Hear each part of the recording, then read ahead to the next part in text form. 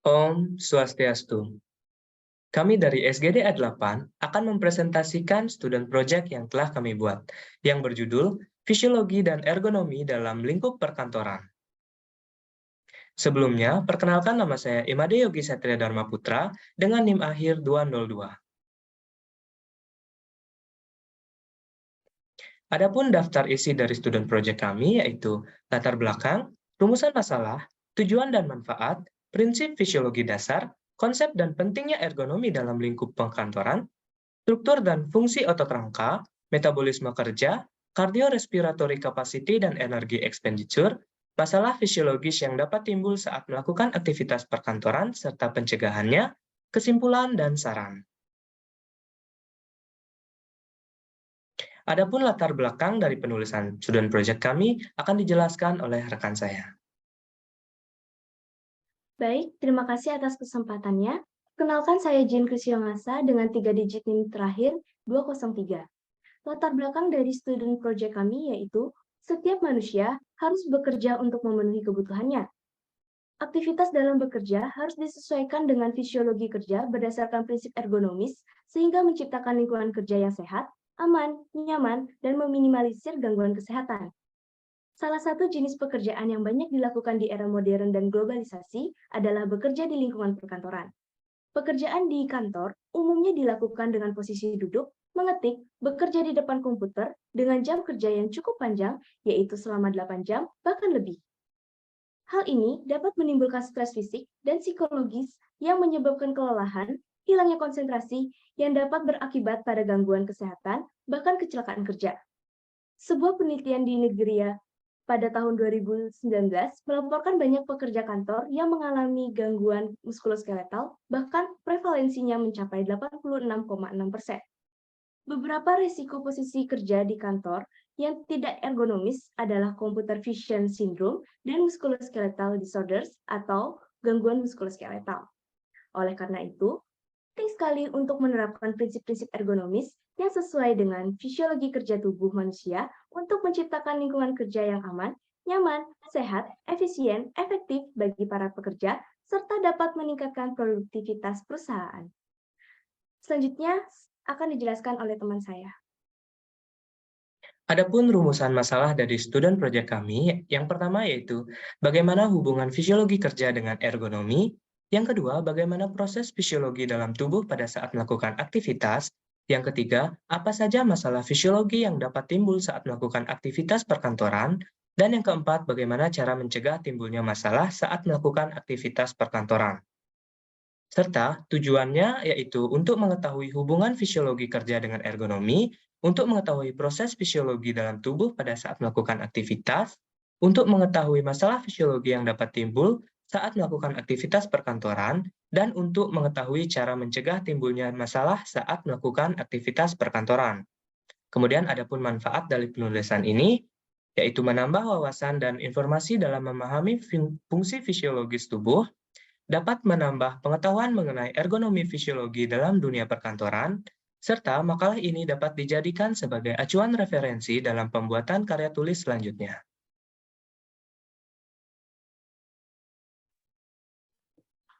Baik, terima kasih atas waktu yang diberikan. Perkenalkan, nama saya Kak Tita Permana dengan NIM 22025111197. Di sini saya akan membahas mengenai prinsip fisiologi dasar. Fisiologi merupakan salah satu cabang ilmu sains atau biologi yang menjadi ilmu dasar khususnya di dunia medis. Di mana fisiologi ini adalah ilmu yang mempelajari fungsi normal dari suatu organisme, baik dalam keadaan aktif maupun pasif. Pada fisiologi manusia, hal yang ditekankan adalah mengenai proses kontrol dan pengaturan fungsi serta mekanisme yang terjadi pada tubuh manusia agar tetap dalam keadaan normal sehingga kita tetap bertahan hidup. Next. Menjaga kondisi internal tubuh agar tetap stabil atau relatif konstan disebut sebagai homeostasis. Dalam mempertahankan keadaan homeostasis, tubuh harus mampu memantau dan merasakan perubahan yang ada pada lingkungan internal sehingga dapat menyesuaikan apabila terjadi suatu perubahan. Terdapat dua sistem pengaturan tubuh yang mampu mengaruhi aktivitas yang terjadi pada sistem organ di tubuh manusia agar tetap berada keadaan homeostasis atau optimal, yaitu sistem saraf dan endokrin. Sistem kontrol homeostasis dikelompokkan menjadi dua kelas, antara lain kontrol intrinsik yang terdapat di dalam dan inheran atau tidak dapat dilepaskan bagi organ tersebut. Yang kedua adalah kontrol ekstrinsik, di mana kontrol yang mempertahankan sebagian besar kontrol homeostasis. Mekanisme kontrol homeostasis bekerja berdasarkan prinsip umpan balik dan dapat dibedakan menjadi dua jenis, antara lain umpan balik negatif atau negatif feedback, dan yang kedua adalah umpan balik positif atau positif feedback. Untuk materi selanjutnya akan saya berikan kepada teman saya. Baik, perkenalkan nama saya Igede Suputra Parvata dengan 3 digit NIM terakhir 209. Di sini saya akan menjelaskan konsep dan pentingnya ergonomi. Ergonomi merupakan ilmu yang mempelajari tentang hubungan antara manusia dengan elemen lain, dengan menerapkan teori, prinsip, dan juga metode untuk mengoptimalkan kesejahteraan manusia dan kinerja guna mencapai suatu sistem secara menyeluruh. Di sini ada pembagiannya 3 bahaya. Yang pertama, 3 bahaya ergonomi. 3 bahaya ergonomi itu terdiri dari bahaya pekerjaan, bahaya dalam peralatan, bahaya terkait lingkungan pekerjaan. Nah, yang kedua itu standar ergonomi perkantoran. Yang pertama itu luas tempat kerja, tata letak, kursi, meja kerja, postur, dan rehat saat bekerja. Nah, tujuan dari penerapan ini adalah yang pertama untuk meningkatkan kesejahteraan fisik dan mental. Dan yang kedua itu untuk mengurangi angka cedera dalam kegiatan perkantoran. Selanjutnya akan dijelaskan oleh teman saya. Terima kasih. Baik, perkenalkan nama saya Dina Puriski Putri Magianto dengan yang terakhir 196. Di sini saya akan menjelaskan struktur dan fungsi otot rangka. Yang pertama itu ada tendon, jaringan ikat fibrosa yang tebal dan berwarna putih yang menghubungkan otot rangka dengan tulang. Yang kedua ada otot.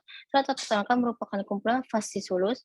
Seluruh serat otot dihimpun menjadi satu oleh jaringan yang epimysium. Yang ketiga ada motor end plates, itu tempat inervasi ujung saraf pada otot. Yang keempat itu ada serat otot. Yang kelima itu ada retikulum sarkoplasma. Dan saya akan menjelaskan fungsi otot rangka. Yang pertama ada pergerakan, pernafasan, postur, posisi tubuh, mensupport jaringan lunak, stabilisasi sendi, menjaga suhu tubuh, pelindungan tubuh, dan yang terakhir ada raut wajah. Baik, selanjutnya akan dijelaskan oleh teman saya.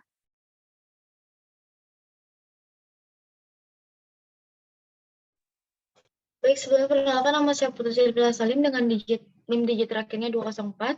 Di sini saya akan menjelaskan mengenai materi tentang metabolisme kerja. Yang pertama, metabolisme kerja ini dibagi menjadi dua, yaitu metabolisme aerob.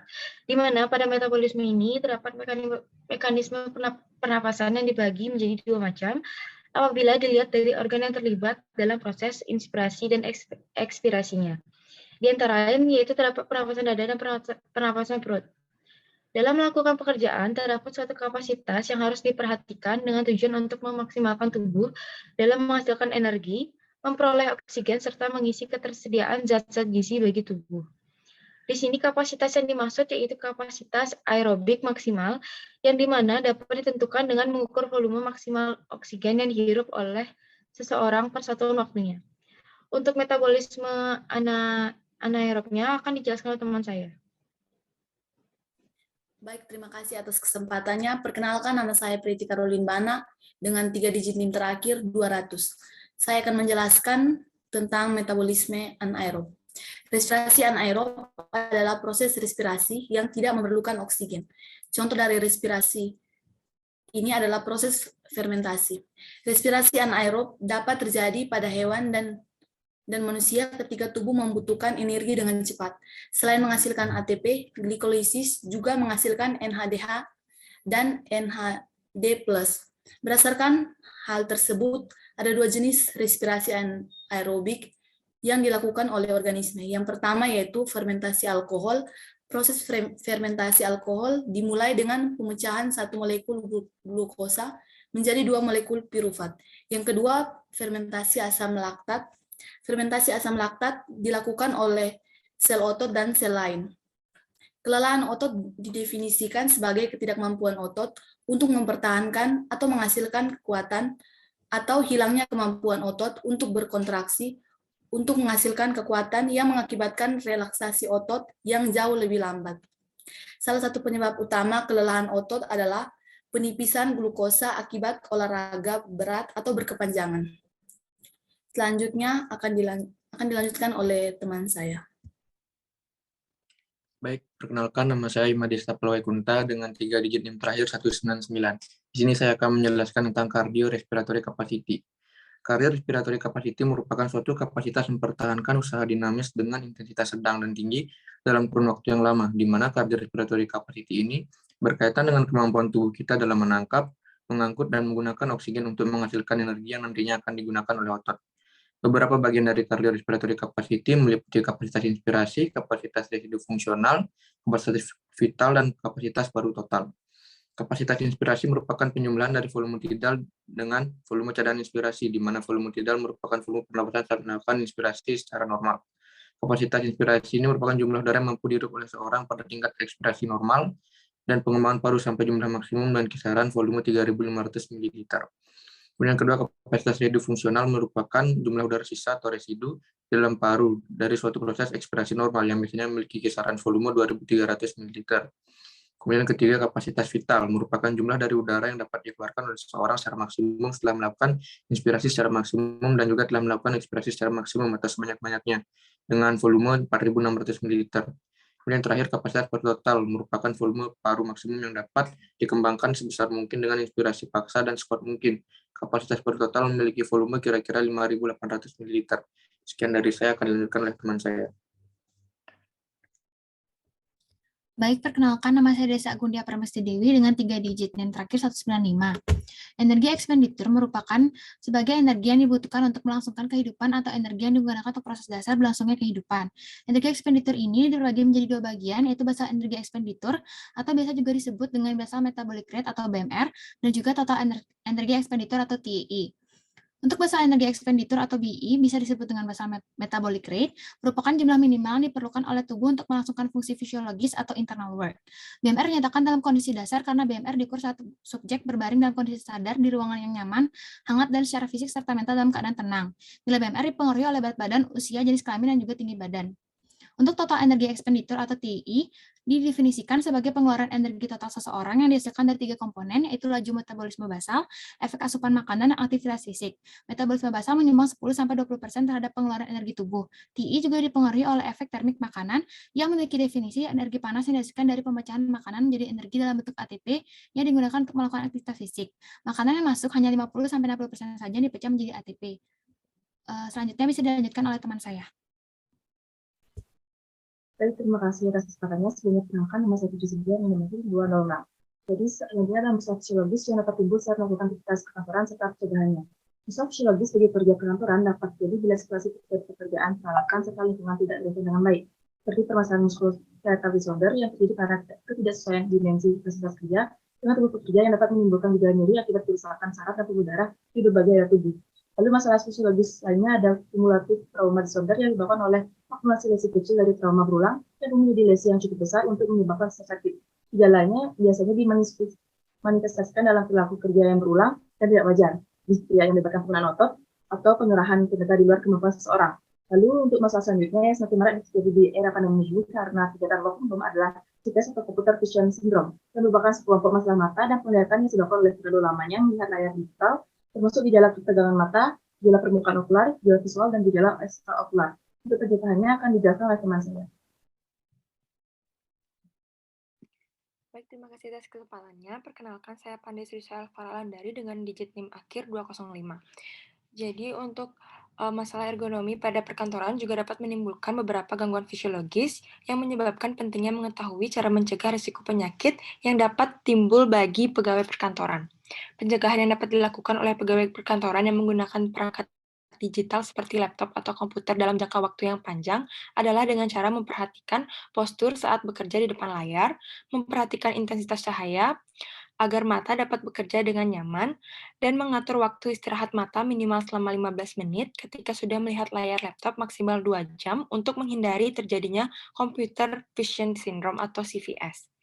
Pentingnya menempatkan posisi postur saat bekerja dengan cara mengatur tinggi atau rendahnya meja dan kursi agar shoulder joint tidak terlalu terangkat ketika posisi meja lebih tinggi, dan menghindari vertebra yang membungkuk akibat dari meja yang lebih rendah karena hal ini akan mengganggu kontraksi otot yang membentuk tubuh dan akan menimbulkan keluhan muskuloskeletal disorder. Baik, untuk presentasi selanjutnya dilanjutkan oleh rekan saya.